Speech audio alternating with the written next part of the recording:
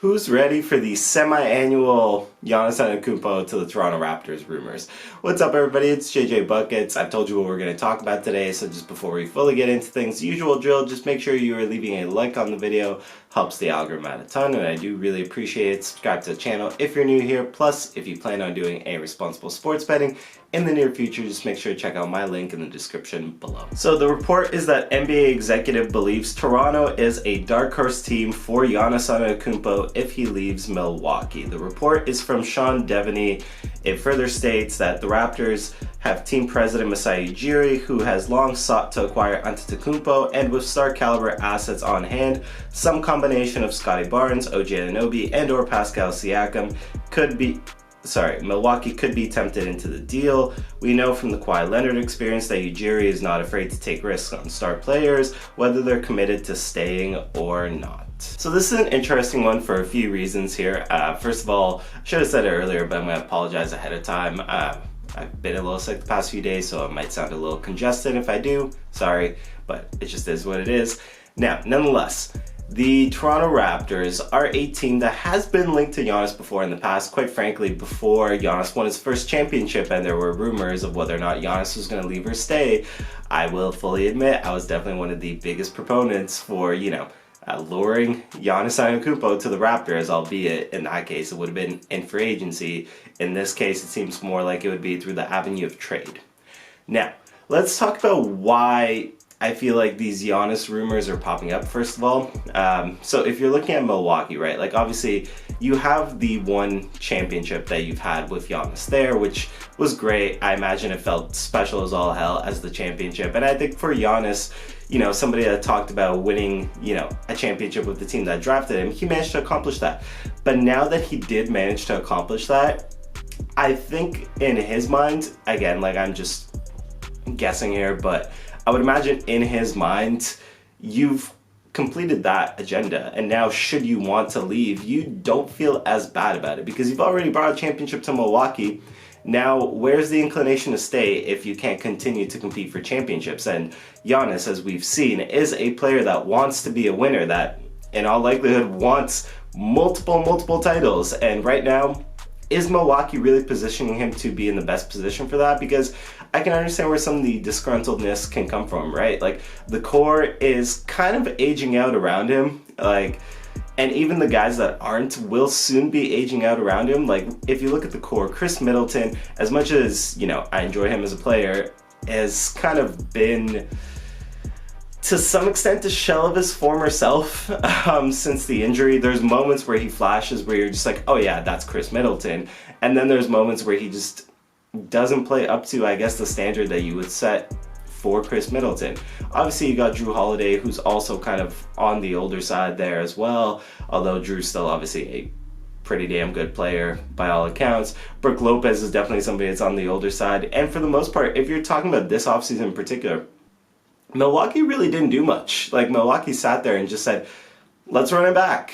And I'm guessing they were sitting there and they were like, okay, well, we ran into some bad injury luck last season, obviously with Giannis getting hurt amidst the playoffs and coming back towards the end of that series, still playing well, but just too little too late type of thing. Miami had already taken control of the series by then, so there's only so much you could do. But yeah, like what was their big move of the offseason if you're talking about their aggressiveness to continue to build a contender around Giannis?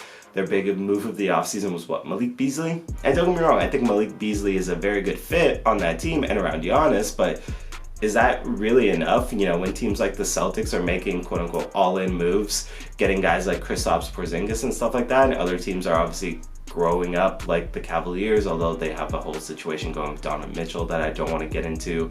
Basically what I'm saying is there's other teams in the East that are positioning themselves to be bona fide contenders and that are making more aggressive moves, and the Bucks are kind of, sitting back a little content on what they have, which could be fine. It could be fine. Like you could just end up being right about the fact that, hey, maybe this team would have been a lot more successful, without that injury. Maybe they would have made a finals run. But, with the looming threat as well of something like, Damian Lillard coming to the Eastern Conference and joining the Miami Heat to form a big three there, maybe Giannis just really doesn't see this as a situation he can compete, as well for a championship anymore. Now look, I think any team that has Giannis in the first place is going to be able to compete, but you know, are you going to be able to get over that hump to get yourself another championship in the current situation there? I would imagine that's starting to weigh on Giannis's mind, you know, maybe just a little bit, right? And with somebody who has 2 guaranteed years left on his deal and then 1 player option, which in all likelihood, just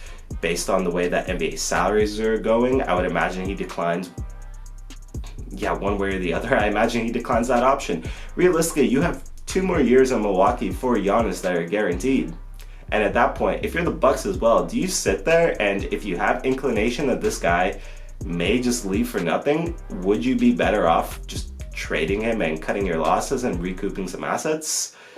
It's a whole discussion that obviously needs to be had. On the other end of it, if you're the Raptors, does this make sense for you? Because unlike the previous situation of, you know, the free agency rumors where, you know, the Raptors would just be signing him outright, and that's a scenario where they actually had created, you know, a max slot to bring in Giannis during that offseason. At this point, there's definitely more questions, right? Because yeah, like if you read the report, like it's gonna be a trade, you're giving up like what, Scotty Barnes, OG, and potentially more. And don't get me wrong, it's not like I'm sitting here and saying that it's not worth giving those guys up to get a player of Giannis's caliber. Giannis is like a top 3 player in the world. Like, you pay the bounty that you have to pay to go get his services.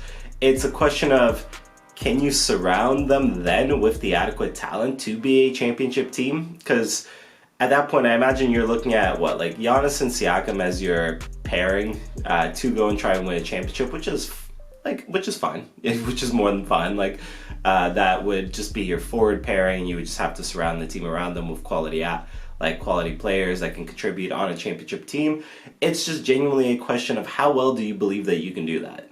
Because I mean, like, you're gonna have so much tied to these 2 stars, and you know, filling out a championship roster can definitely be difficult, especially when it comes to depth and just quality pieces that can contribute, step up in the right places.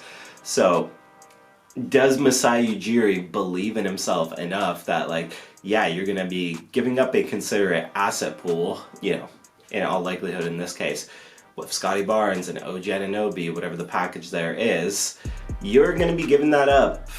Can you go and find pieces to fill in the slots to make sure that Toronto can still then turn around and say, hey, we are as good as anybody else in the Eastern Conference, we are going to go and win this championship? That's the question, quite frankly, when it comes to this rumor, and that's the question I'll leave up to everybody in the comment section of, do you think Toronto could put themselves in a position to be a championship team with, you know, Giannis and Siakam at the forefront and adequately filling the pieces around them?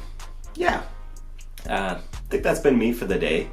Yeah, if you're still watching it at this point in the video, just drop me a like. It really helps the algorithm out a ton, as I've said before. And like, believe me, like, every content creator says it for a reason. Like, it really does help a ton. Subscribe to the channel if you're new here. Other than that, folks, it's been JJ Buckets. It's been a pleasure, and I will see everybody next time.